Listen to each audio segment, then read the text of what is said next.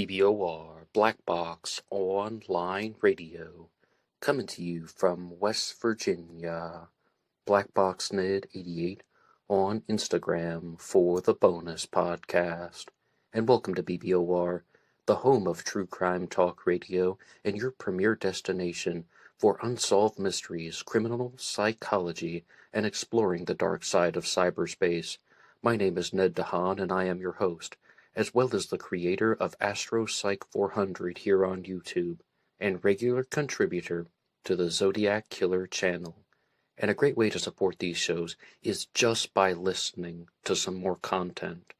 But you can also go over to Amazon.com and have a look at the book Killer on a White Horse, written by me, Ned DeHaan. It is a novel, murder mystery, inspired by the Zodiac Manson connection, but it is indeed fictional. However, who doesn't love a good mystery? And there is always the TeeSpring page. Feel free to check out some of the merchandise. And remember, being weird is not a crime. Let the show begin. Okay, hello everybody. Today is Friday, another Anything Goes Friday. Welcome to the show. How's everybody doing? Just a couple of quick announcements and reminders before we truly begin. The first is that there is a new set of videos out on this channel called 1 Minute True Crime Book Reviews, and you can find that on the YouTube Shorts page for Black Box Online Radio. Yes, indeed, they are released as YouTube Shorts. And the next more important announcement is that I talk a lot about true crime cases here on BBOR, and I've been doing this channel for 6 years now, and I've noticed certain patterns and trends in human behavior that go well beyond the true crime world and into the world of daily life and personal living. So right now, I'm making lots of notes and assembling them in some manner or fashion, and I'm not quite sure how I want to release this, but I'm noticing a lot of very important aspects of human behavior. I mean, I think that they're very important, at least. So I'll be releasing a new piece of writing about them in the near future. And if you would like to follow along with all of these true crime discussions, and even going beyond the true crime world, I invite you to hit the like button and subscribe. And a great way to support all of these efforts is to go over to BuyMeACoffee.com, BuyMeACoffee.com/BlackBoxNet88. There's a link to that in the description box. That website allows you to make a donation or contribution to help support the show, and anybody who makes a donation will get a shout out on Zodiac Monday.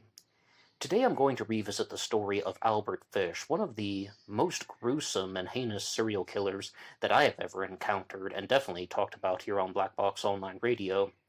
I was watching a lot of true crime documentaries on Tubi, and they requested and recommended that I watch the documentary In Sin He Found Salvation about Albert Fish. It is an older film, but there were just multiple recommendations for that one. Anytime I opened Tubi, it was encouraging me to watch it. So I decided to give in and check it out. I did 2 previous episodes about Albert Fish back in 2020. They're older black box recordings, and I've also watched some documentaries about him in the past, including the dramatization, the film, The Gray Man, so I'll be pulling from different sources, but I wanted to focus a lot on the commentary that was shared in the film In Sin He Found Salvation, and even if you haven't watched that, I'm going to try and make this available to everyone.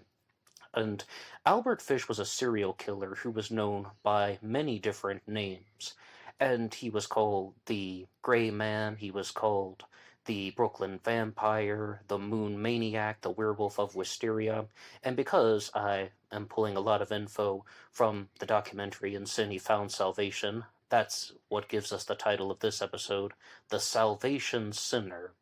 Albert Fish was a cannibalistic serial killer. He was someone who abducted his victims, he targeted both males and females, and he also was very much involved with torture. He carried a kill kit with him, which included a large knife amongst other objects. But prior to 2020, prior to Black Box Online Radio, if you had just asked me to share some things about the serial killer Albert Fish, I would have said that, number 1, he was a cannibalistic serial killer. Not only did he murder people, but he also ate the flesh of the victims. Number 2, he was a torturer. And number 3, he was killed by the electric chair, and there's a very big story associated with that. But I noticed that Albert Fish had a very complex element of sexuality. In the previous two Black Box recordings, I may have mistakenly called him an autosexual, meaning he's attracted to himself, and I said that because he targeted males, he targeted females. He seemed to have a preference for the male gender, but his most famous crime was actually the murder of Grace Budd, which is ultimately what sent him to the electric chair. But it goes beyond just being an autosexual and the desire to dominate.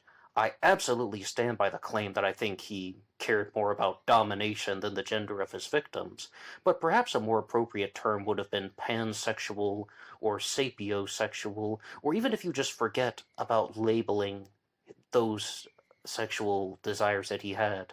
He is more about sadomasochism. Not only does he want pain brought upon himself, but he also wanted to inflict pain upon his victims. Last week on the channel I was talking about the film Downloading Nancy for the Anything Goes Friday segment. It was based on the real-life murder of Sharon Lopatka from 1996 in Maryland, and the film Downloading Nancy explores masochism.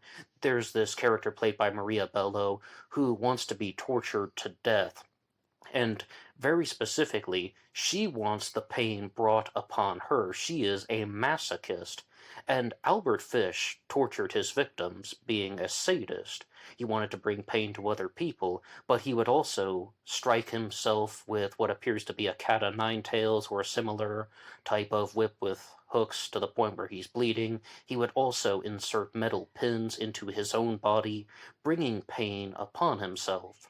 And one point that was shared in the documentary In Sin He Found Salvation by a psychologist who was actually very articulate, she proposed that he might have been a psychotic, but dealing with schizotypal personality disorder.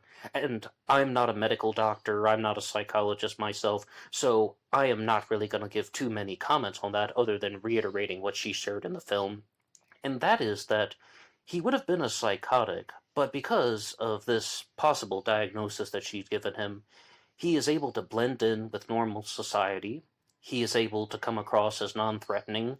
He's psychotic, but not psychotic to the point where he has no control of his mental faculties, and in fact, he is able to make very calculated decisions. But he is still dealing with this type of almost superstition-like complex, where he believes that he is supposed to kill the victims, and it even goes beyond a superstition. That's the term that she used. It's actually a very, very large belief system, and the reason why the film is called In Sin He Found Salvation, and this episode is called The Salvation Sinner, is because of influences from Christianity. And I absolutely mean no disrespect to Christians, and some people might not even want to hear anything about religion, but with the serial killer Albert Fish, it appeared that he did deal with delusions that had a type of Christian influence. And very famously, there's a story of Abraham and Isaac, and there's supposed to be a sacrifice, but there's a divine intervention. I know I'm leaving out a lot of things. But what Albert Fish said was that when he would lift up the knife to stab the victims, an angel did not intervene, and an angel did not prevent him. God did not prevent him from committing the murder, committing the killing. Therefore, it was justified. That is what she was talking about in regards to how he was committing the crimes and trying to blame it on Christianity. Was he actually practicing a form of Christianity? No, he was abusing a belief system, and I want to be very clear about that. He was manipulating it for his own selfishness. I mean, Christianity is all about not killing people and cannibalizing their bodies purely for one's own twisted and psychological desires. I mean, absolutely not. But that goes to show that there is a type of deranged element. There is a type of demented and muddled thinking that would have been associated with Albert Fish, but still his predatory instincts would have been intact. And this is also somebody who would have been working a normal job, living and maintaining a marriage. Not only was Albert Fish married, he also fathered 6 children. And if you would like to see more what that is like, there are lots of dramatizations in the film The Gray Man. Gray Man is a crime drama that has 3 different storylines. One of them shows Albert Fish committing the crimes, and this belief system that he had where he had to inflict pain upon his body and inflict pain upon other people, and that he is permitted to do so by some type of, religious belief. And then there's a second storyline that shows the life of his children, and they're talking about what it was like growing up with Albert Fish. And then there's a third storyline where there are these detectives trying to catch a serial killer. And I did a direct response to this in 2020, but I'll share one thing. That is that I still think that that movie would have succeeded so much better if they had just one single storyline, if they had just chosen one of those avenues and made an entire 90-minute film, like told from the point of view of the killer or his children or the detectives. They could have made an amazing film. Having 3 different storylines like that, it jumps all over the place. But one more time, the film is called The Gray Man, and if anybody would like to watch In Sin He Found Salvation, it is available here on YouTube under the channel Stash TV, but I saw it on Tubi, of course. And as far as the life of his children, there is one line in the movie The Gray Man that I thought was so valuable, and the actor playing the son of Albert Fish said, "At a certain point in life, you have to stop looking at what happened to someone and look at who they are." And I've used that in multiple episodes on Black Box Online Radio because I think that is so true. Many serial killers, many criminals, deal with abuse in their own childhood. They deal with neglect. They deal with very tragic events that alter their brain chemistry and their thinking and their daily lives. But back to the earlier statement about how he had awareness of his faculties, he knew what he was doing. He knew how he was committing these crimes, and he just wasn't getting caught.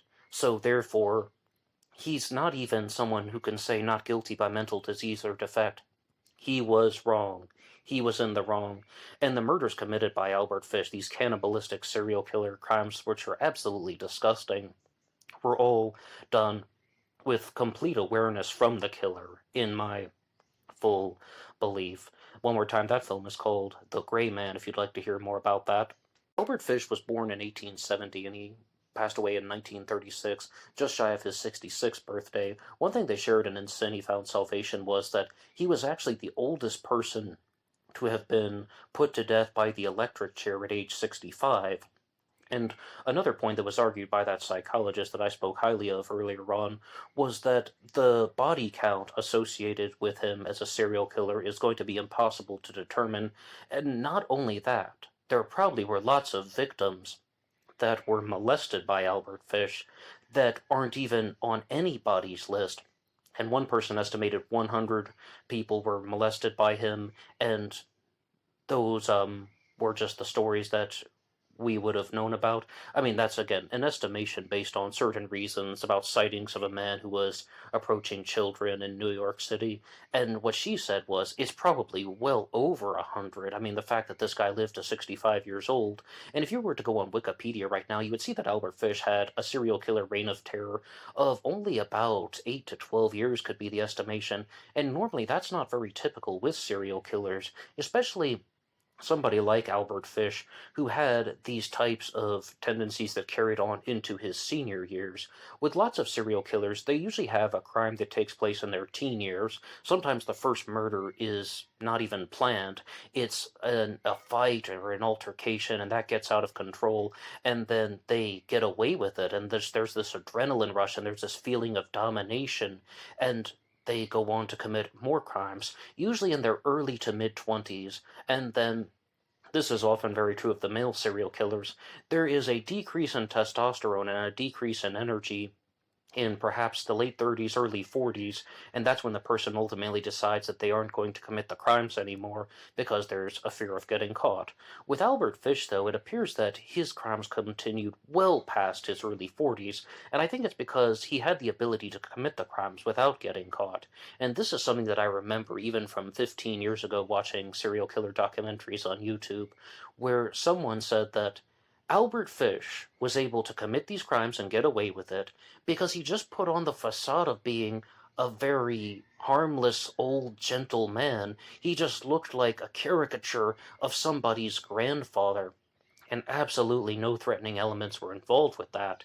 And another point they shared in this film from Tubi was that he did this with other crimes too. It wasn't simply serial killing and molesting children and abductions. He also was wanted for larceny multiple times. He was also wanted for lewd acts by sending things in the mail. Someone who just appeared to be a decent person when he was confronted by the authorities or confronted by figures who had the ability to punish him, and he most likely did that for a large portion of his life. And I believe that his children probably had the ability to see through the facade, and they probably saw different sides of him, being alone with him, growing up to a certain point, and just being in close quarters with somebody for well over a decade of youth and so on. But the people who actually had the ability to stop him were not thinking like that. Another thing that contributed to Albert Fish's reign of terror was the layout of New York City. And it's rather odd to think about a place like New York City as being private, but they talked about how it's the concrete jungle. And instead of going after people in a very secluded area, he would go after people in a crowded area because it's the same concept. He can avoid getting caught. He had the ability to sneak around the different alleyways, just turn the corner and go up a dark lane, and he could lose people who are trying to follow him very easily. What some serial killers do is to the opposite. They go after victims in secluded areas, such as the Zodiac Killer or the Phantom Killer, or even the Forest Phantom of Maryland, who was not a serial killer but killed one person and had multiple attempted murders. Those instances show someone who is going after people who don't have the ability to run away, or that the killer can commit the crime and there'll be nobody around to watch. And it's a very similar concept, except with this one, it's so crowded and populated that someone can sneak away and disappear, and in those instances, someone is already away from people. But the whole point is, it's difficult to catch somebody in these particular settings.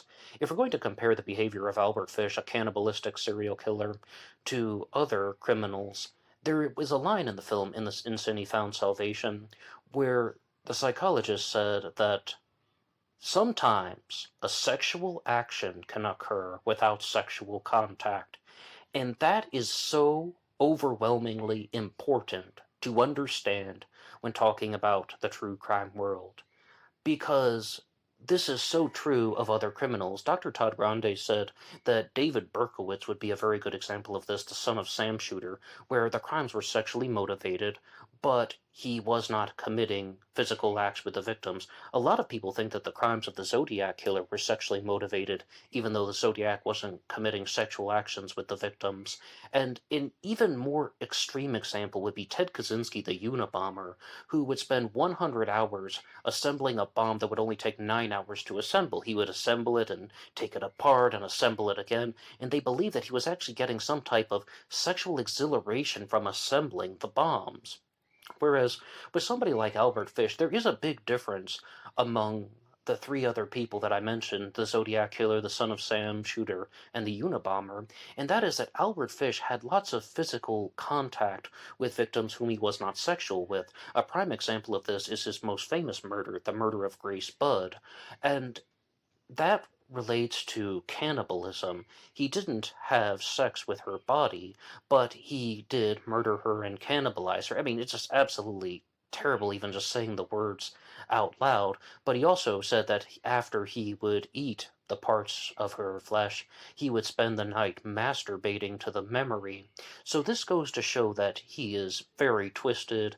He is definitely someone who is getting off on things that would make the average person feel disgusting, tying back to psychological profiling once again, where it shows that he wants people to learn about this at some point so that they feel disgust, because he is disgusted with himself because he believes he is unworthy of love. And that's how he gets this type of sexual response. That was how he got sexual stimulation, by believing that he was not worthy of love, putting needles into his body, beating himself. He felt that he deserved that because he was inferior to the standard concept of love. So he tried to just commit the cycle of destructive behaviors over and over again because it was a way to get power over people, and spreading disgust and misery through the process of domination allowed him to feel a type of sexual response that a healthy person would not experience, for the sole reason that they believe that they had a higher sense of self-worth than Albert Fish. But I have a particular challenge question for you guys.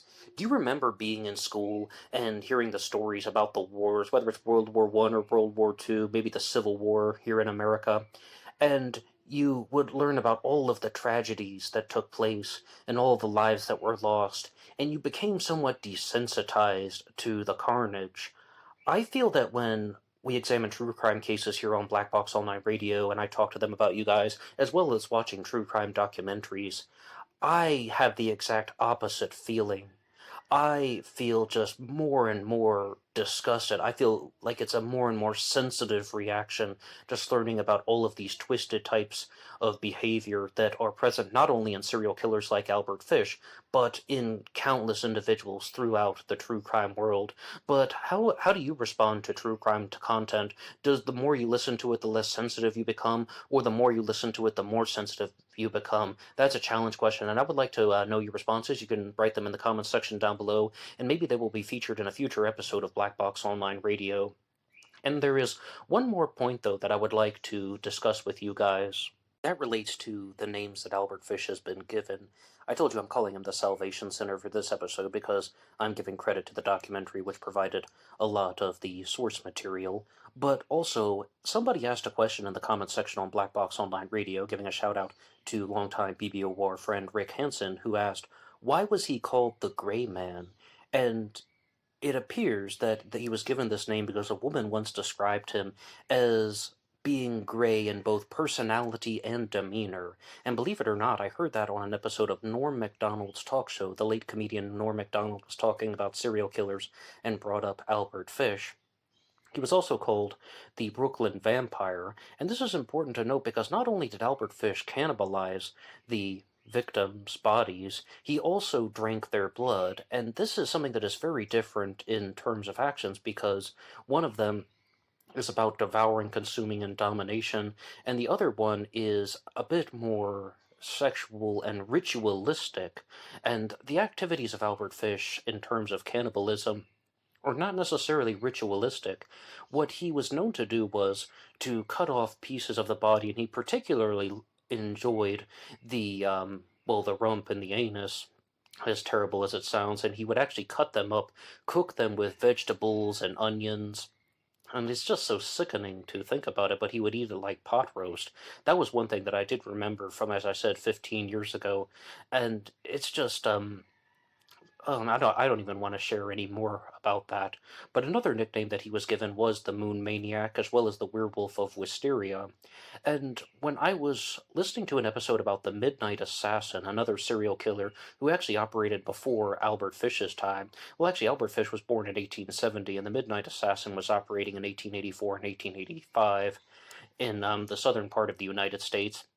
And that is that this concept of moon mania was something that was a widely held belief at the time. I mean, for decades, if not centuries, people believed that too much moonlight would make someone go crazy. And you know about the connections to werewolves and moonlight. That one's a little bit more widely understood. But I was just surprised that this was actually a commonly held belief in parts of America that too much moonlight would lead to mania. So he's also called the Moon Maniac, maybe for a different type of reason, and he was known as the boogeyman or the real-life boogeyman because he was a child abductor. He was someone who, well, did horrible things to children, and he did go after victims who were older in their teen years. And the reason why he targeted Grace Budd was he actually wanted to go after an older teenager who was around 18 years old at the time, but he thought that he wouldn't be able to fight off the person in the event of an altercation or conflict, so he went after Grace Budd, a girl, because of her tomboyish features, again showing a preference for male victims in his serial killing activities. Terrible, but that's the way that he was thinking. And There is a very famous story that I remembered about Albert Fish, and that is that as he was the oldest person to have been executed, when he was on the electric chair actually short-circuited because of all the metallic pins that had been in his body. And they actually talked about this in the documentary In Sin, He Found Salvation, by saying that that is a myth, that is simply an urban myth. I had always thought that that was something that was accepted to have been a fact, and I was even going to share that here in this episode on Black Box Online Radio. But what they actually interviewed an electrical engineer, professor of electrical engineering actually, who said that that would really have no effect on an execution. Yes, electricity would run through the metal pins in his body, but it wouldn't cause a short circuit. It would just be a normal execution. Somebody wouldn't survive it, but he was being electrocuted on the electric chair, so he wasn't going to survive it anyway. Albert Fish, though, is one of the most twisted, demented, cruel, sadistic, and absolutely terrible serial killers that I've ever talked about here on Black Box Online Radio. And I think it's just his absolute disregard for human life. I mean, you can analyze the psychology of somebody until the cows come home, but he really showed no regard for the people in any single way, and it wasn't so much about anything other than his own selfishness. Of course, other serial killers are twisted and selfish and they have perversions, but Albert Fish seems to be a much more extreme case. And the entire concept of cannibalism is something that I talk about frequently, mentioning other serial killers on this channel, such as Jeffrey Dahmer, the Monster of Milwaukee, although I don't like that name. And that is that a cannibalistic serial killer wants to dominate the victim so tremendously to the point where they have the ability to eat them. Cannibalism is a form of domination, and it all goes back to power. And that's exactly the way I think that Albert Fish was operating. Someone who is obsessed with dominating people, feeling power over people, and just having control, because that is something that they lacked in their childhood, having control over the miserable conditions that created them. So they wanted to export the misery out onto other people because that's the world that they knew, and they felt some type of urge and gratification from that. And there is something else, though, that was shared in Sin He Found Salvation from the psychologist, who said that serial killers are not that different than we are. It's just they have different types of urges than people that you would know in your daily life. And while I do agree with that, I think that there's an additional layer that goes beyond that. And that is that there's a very thin line between serial killers and the other people that you will encounter. And I do mean this. I mean this in all sincerity. When you look at abusers, narcissists, as well as all of the other criminals who don't go on to become serial killers because they are captured. I mean, when you watch stories on forensic files, you'll see someone committing one murder, and then they are caught and apprehended. If they hadn't been caught, they may have gone on to commit other crimes, the way that Albert Fish did, always getting out of trouble. So, I think that a lot of the behaviors of abusers and narcissists and people in toxic relationships is actually very similar to the activities of serial killers. It's just that at a certain point, the serial killer will cross a line. They will cross that boundary. They will escalate the destructive behavior to murder. And I think a lot of the people, narcissists and toxic individuals, are definitely capable of that. Definitely. Absolutely. A particular difference would be that the serial killer has a little bit more of a predatory instinct, a little bit more awareness. They can operate in fits of rage, but they also perhaps have psychopathic tendencies which will allow them to remain calm during the stages of cover-up. And this is very, very important to look at because Albert Fish was almost certainly a psychopath. And in Sin, He Found Salvation, they even stated, yes, he was most likely a psychopath. This relates back to Dr. Michael Stone's hierarchy of evil, and that states that there are 22 levels to looking at the quote-unquote evil behavior of humanity. Level 22 is the psychopathic torture murderers, and Albert Fish almost you couldn't put him in any other category. He was a psychopathic torture murderer, someone who used torture as the primary means of killing somebody. But the interesting note about the hierarchy of evil that I always point out is level 21 is just psychopathic torturers, not even about murder, just about people who want to inflict pain upon the victims. And they either feel nothing for them or they feel some type of intense sexual response, the way that Albert Fish did.